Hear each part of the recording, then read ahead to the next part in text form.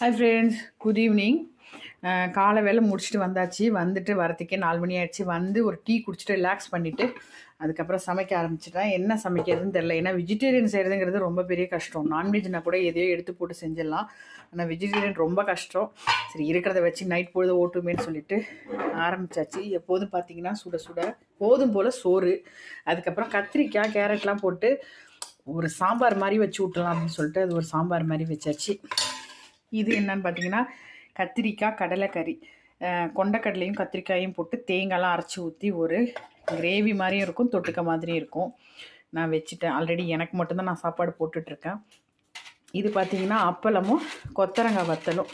நம்ம கிராமங்களில் பெருசாக இது தான் யூஸ் பண்ணுவாங்க. யாரெல்லாம் இதை வந்து சாப்பிட்டுக்கிங்கன்னு கமெண்ட் பண்ணுங்கள். நான் தான் ஃபஸ்ட்டு சாப்பிட போகிறேன். சவரை போட்டு வச்சுட்டு உட்காந்துருக்கேன். இவங்க ஆல்ரெடி சாப்பிட்டுட்ருக்கேன்.